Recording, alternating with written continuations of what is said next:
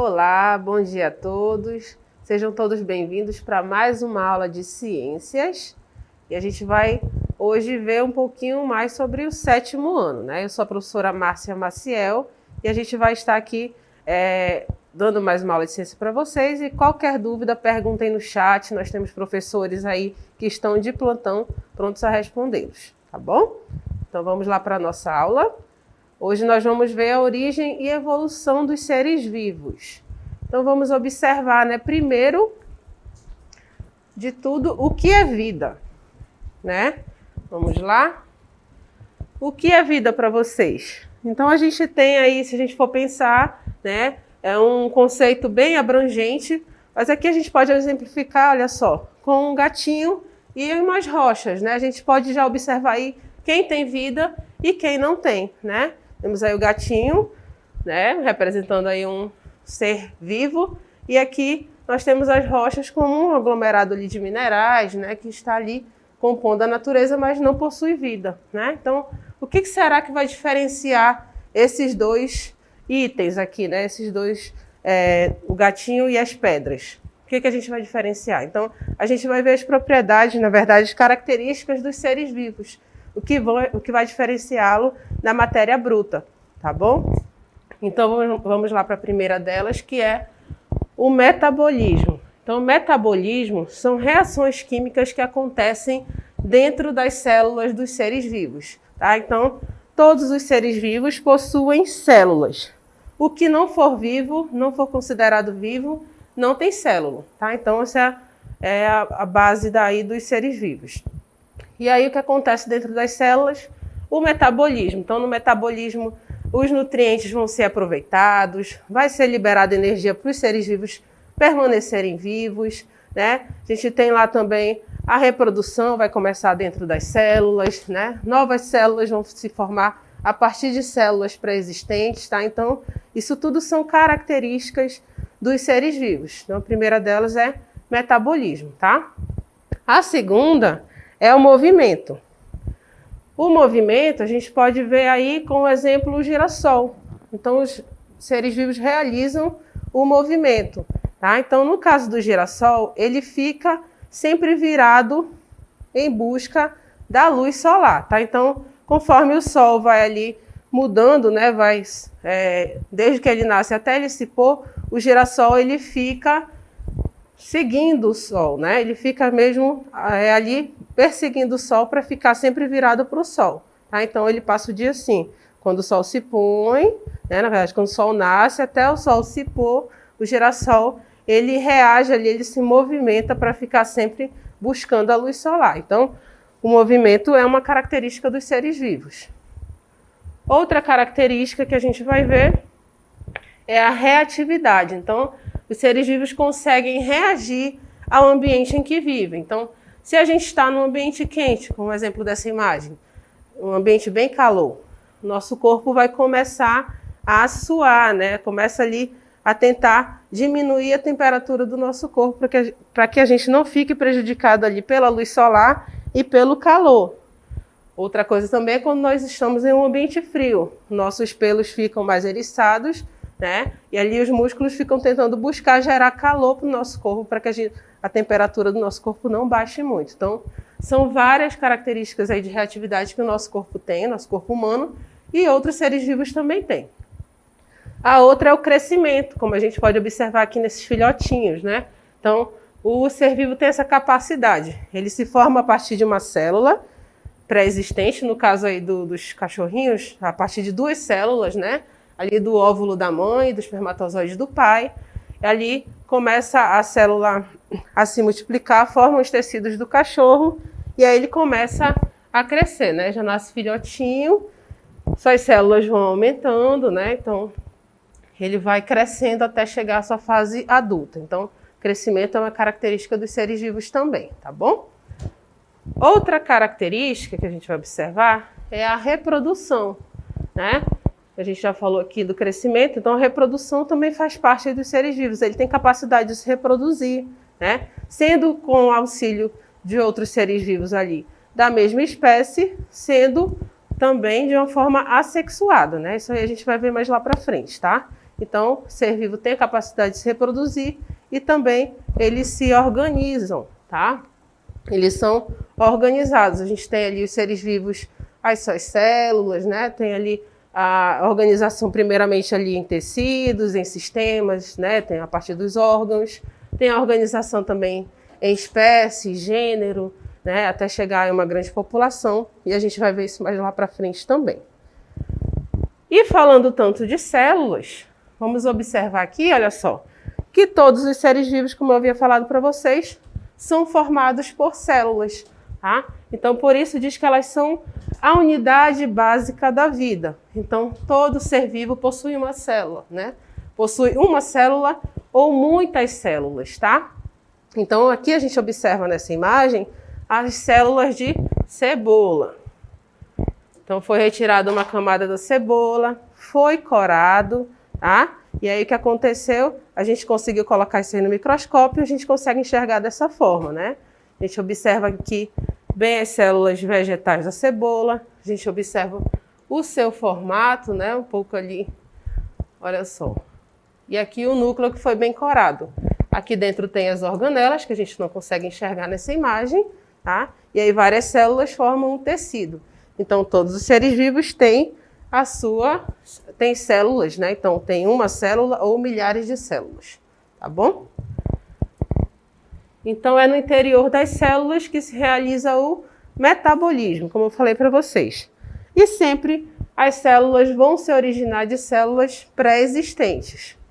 E aí é onde está o DNA, o material hereditário dos seres vivos. Todos os seres vivos possuem esse material hereditário que vai ser passado ali para os seus descendentes, tá bom? Então ele já herdou esse material dos seus antepassados e está transmitindo esse material hereditário, no caso aí o DNA.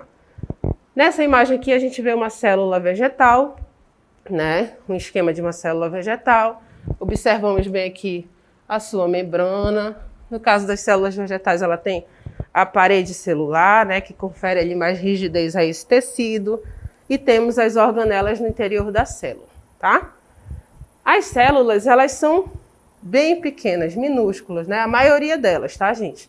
Então, a gente tem aí um pequeno esquema mostrando a diferença do tamanho das células. Então, a gente vai começar primeiro aqui com um átomo, né, de hidrogênio, com o seu tamanho. Então, aí a gente vai aumentando aqui o tamanho. Temos aqui a molécula de DNA. A bactéria é formada por uma única célula, tá? Aqui temos a hemácia, que é a célula vermelha do nosso sangue. Vocês podem observar aí que o tamanho é aproximado. E aí, a partir daqui, olha só, até a minha célula do sangue eu tenho que olhar dentro de microscópio para poder enxergar. A partir daqui do carrapato, né, a gente já consegue enxergar a olho nu, tá? Então, só para vocês entenderem ali a dimensão do micro para o macro, né? Na verdade, do nano, né, ali do tamanho do átomo, até o macro. Então, até a célula sanguínea ali eu tenho que olhar ao microscópio para poder enxergar. Então, a gente só pode ver o que é microscópico, né? As células microscópicas com o auxílio do microscópio, né? Que aconteceu aí a partir de estudos, né? Então, foi criado ali um microscópio que são conjuntos de lentes e a gente coloca a célula ali para passar o feixe de luz e a gente conseguir enxergar aquele, no caso aí da célula, tá? Então, as células, elas são diferentes, têm tamanhos diferentes, e a gente só conseguiu enxergá-las a partir da invenção do microscópio, tá? E aí a gente tem células que são chamadas de macroscópicas, que podem ser vistas a olho nu, como no caso aqui da gema de ovo, tá? A gema de ovo, ela é uma única célula, né? E os alvéolos das laranjas também são células, tá? Então, isso a gente consegue ver a olho nu. Já as microscópicas, a gente tem que ver com o microscópio, tá? No caso das amebas e das células vegetais, no caso aqui da cebola que eu mostrei para vocês, tá bom? E os seres vivos, eles vão ser organizados em reinos. Então, antigamente, todos os seres vivos eram colocados em apenas 2 reinos, animais e plantas. Mas o estudioso foi lá e viu que tinha muito mais diferenças ali que poderiam ser agrupadas, né? Que poderiam ser colocadas em outros reinos. Então, em 1969, o ecólogo Robert Whittaker propôs 5 reinos com graus de complexidade e meios de nutrição. Então, ele viu que eles eram bem diferentes para ficarem apenas 2 reinos, tá bom? Então, a gente vê aqui os animais, né? A gente tem um gráfico aqui com a quantidade de animais aqui no planeta, né? Uma base aí. Temos aqui as plantas. Vemos que a maioria aqui, tudo em amarelo, é de insetos, tá? Quase 1 milhão aí de espécies descobertas até agora. Temos uma pequena parte aqui de fungos, protozoários, né? E também temos aqui os vírus, né? Que tem causado uma grande dor de cabeça para a gente, tá? E aí a gente vai ver todos esses reinos que o Whittaker propôs e são seguidos até hoje. O primeiro deles é o Monera. O Monera são organismos unicelulares que não possuem núcleo organizado nem organelas envolvidas por membranas no citoplasma. Então, são ali organismos unicelulares bem simples, né? Ali com as suas características bem simples, não tem ali organelas membranosas no seu citoplasma, mas tem uma rápida reprodução, né? As bactérias são muito conhecidas, né? A maioria delas, como causadoras de doenças, mas também elas vivem aí na nossa flora bacteriana, né? No nosso intestino, na nossa boca, e elas nos auxiliam a sobreviver nesse mundo também, tá?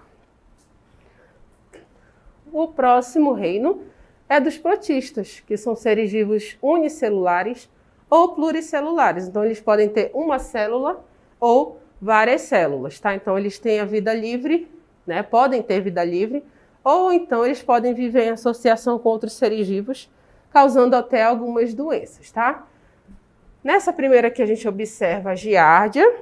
Giardia causa uma doença parasitária no ser humano. E temos aqui nessa segunda imagem o paramécio, que tem vida livre. Ele vive no ambiente, não precisa se associar a nenhum outro ser vivo. O próximo reino é o reino dos fungos, que são seres cujas células possuem o núcleo bem organizado e elas podem ser uni- ou pluricelulares. No caso dos fungos, eles já foram associados ao reino das plantas, tá? Mas ali eles verificaram que ele não era totalmente igual à planta, né? Então ele tinha suas diferenças.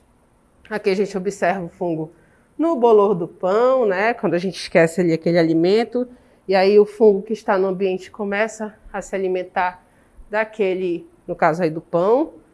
Temos aqui os fungos degradadores de madeira, né? Vivem em madeira que está ali apodrecendo, né? No caso aí são os basidiomycetos. E aqui temos os fungos utilizados na alimentação, né? No caso aí do queijo gorgonzola, tá? Então, o próximo reino que a gente vai observar é o reino das plantas. As plantas, elas são capazes de produzir seu próprio alimento através da fotossíntese. Então, no interior das células das plantas, tem os plastos que são responsáveis pela fotossíntese, né? Então, utilizam a água e os nutrientes que a planta obtém ali do ambiente, né? Das suas raízes, e utiliza a luz solar. Tá? Então, a clorofila, né? Nas suas células de celulose na parede, são algumas características das plantas. Tá? E o último reino é o reino dos animais. O reino dos animais, né, são seres pluricelulares, muitas células, com capacidade de locomoção, reprodução e dependentes dos alimentos do ambiente, né? A gente tem aí animais de todos os tamanhos, de todos os jeitos, vivendo em todos os ambientes. A gente vê aqui as emas, vemos aqui as abelhas e no caso aqui a gente vê os corais, tá? Então todos são do grupo dos animais. E aí a gente vai observar que além dos seres vivos serem colocados em reinos, a gente também tem a sua classificação, né? A gente tem que nomear os animais, na verdade, desculpa, os seres vivos. Além da necessidade dos critérios comuns para classificação, a gente também tem que dar nome. Então, em 1735, Linneu, tá? Você é íntimo aqui dele, propôs um sistema de classificação e nomenclatura que é usado até hoje. Então, a gente vai ver as regras para a nomenclatura dos seres vivos. Primeiro, a gente tem a classificação taxonômica, né? A gente viu aí os 5 reinos, e aí dentro dos reinos a gente ainda vai ter os filos, classe, ordem, família e finalmente o gênero e espécie, que é o mais conhecido, tá? Vamos observar a nomenclatura.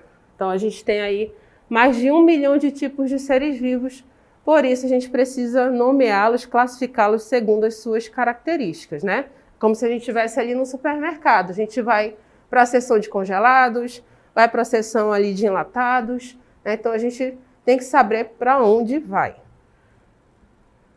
Muito bem. Como é que a gente vai nomear os seres vivos? Temos aí a proposta por Linneu, né? Que desde 1735 é usada até hoje. E aí, cada ser vivo ele vai ser identificado por seu gênero, seguindo de sua espécie. Então, temos como exemplo aqui o Homo sapiens, né? Temos as seguintes regras. Os nomes científicos são escritos em latim, tá? Ela é uma língua considerada morta, mas é porque ela não é mais sujeita a alterações. Ela era muito utilizada antigamente e hoje nós utilizamos aí apenas, utilizamos mais para nomear os seres vivos, tá? Então, como a gente pode entender isso aqui falando a língua portuguesa, mas também uma pessoa que fala inglês, japonês, vai utilizar essa mesma linguagem em latim, tá bom? A outra regra é que devem ser escritos com algum tipo de destaque, né? A gente tem ali itálico, sublinhado ou negrito. Outra regra são formadas por duas palavras, que é a nomenclatura binominal. Primeiro vai indicar gênero e a segunda vai indicar a espécie, como o Homo sapiens, que a gente mostrou ainda há pouco, né? E aí, como eu estou escrevendo aqui à mão, eu tenho que dar um destaque, eu vou sublinhá-lo, tá bom? E a outra regra é que apenas a primeira letra da primeira palavra é escrita com letra maiúscula. As restantes são com letra minúscula, tá? E aí, inclusivamente, a primeira letra da segunda palavra. Então, a espécie sempre vai ser escrita com letra minúscula. E não vão receber a acentuação gráfica. Então, são basicamente essas regras aí de nomeação dos seres vivos, tá? Então, para a gente nomear, na verdade, eu não posso nomear aí da minha cabeça, né? Então, temos aí uma grande quantidade de estudiosos que fazem ali uma reunião anual que vão verificar as novas espécies, novos gêneros descobertos para nomeá-los e aquele nome ser conhecido pelo mundo todo, tá? Então, se eu uso aquele nome gênero, espécie aqui no Brasil, eu uso também no Japão, no Canadá e em outros ambientes, tá bom? Agora a gente vai para a nossa DLI. Então, façam aí com calma, leiam, qualquer dúvida, perguntem dos nossos professores.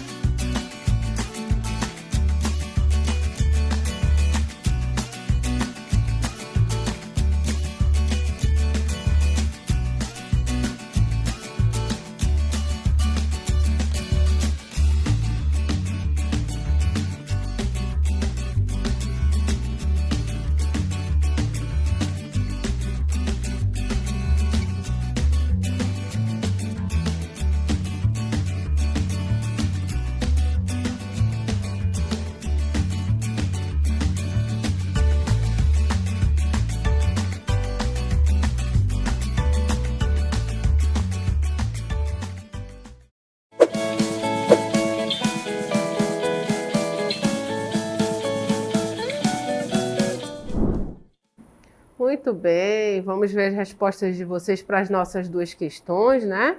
Então vamos ler a primeira questão. Após o surgimento das técnicas de microscopia, presenciamos o avanço de diversas áreas das ciências, destacando-se a descoberta de novos organismos nocivos à nossa saúde e a produção de nanotecnologia. A invenção do microscópio possibilitou, então vamos ver aí, A. Observar estrelas e planetas que constituem a Via Láctea. B. Identificar a durabilidade e a resistência mecânica de materiais. C. Descobrir fibras sintéticas. Ou D. Compreender melhor as estruturas celulares e suas funções no organismo humano. Então vamos ver as respostas dos nossos alunos que a gente selecionou. Vamos lá ver o que vocês marcaram, né? Então temos aí a Rachel, acho que é Raquel, não sei.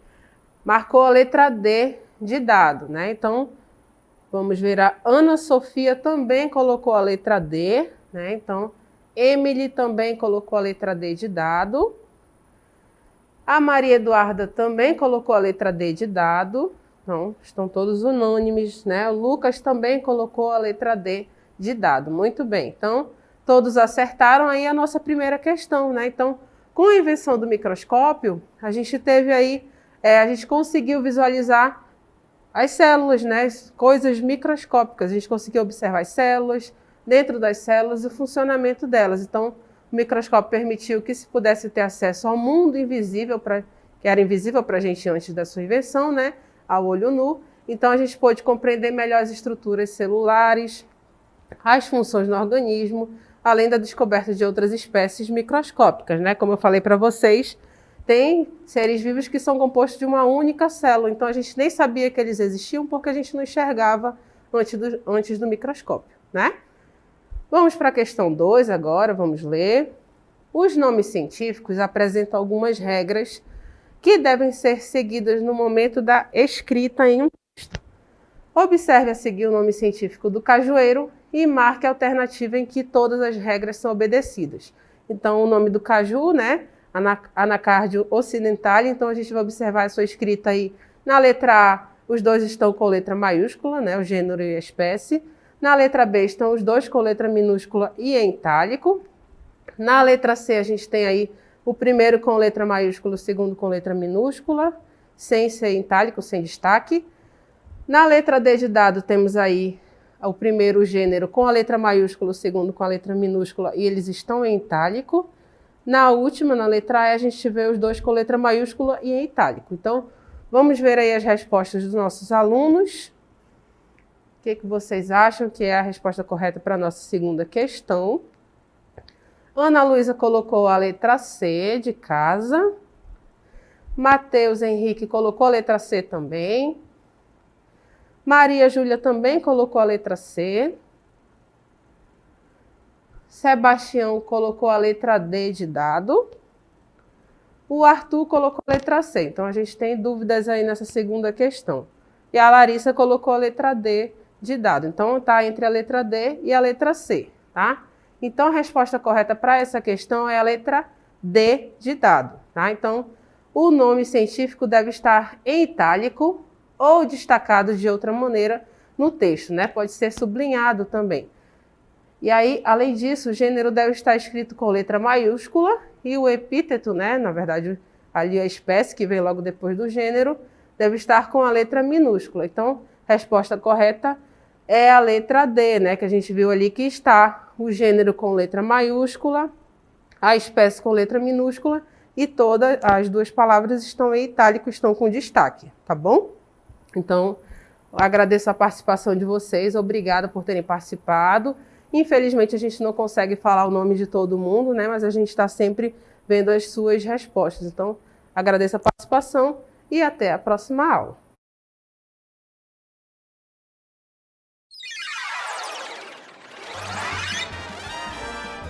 A sua aula continua no próximo vídeo.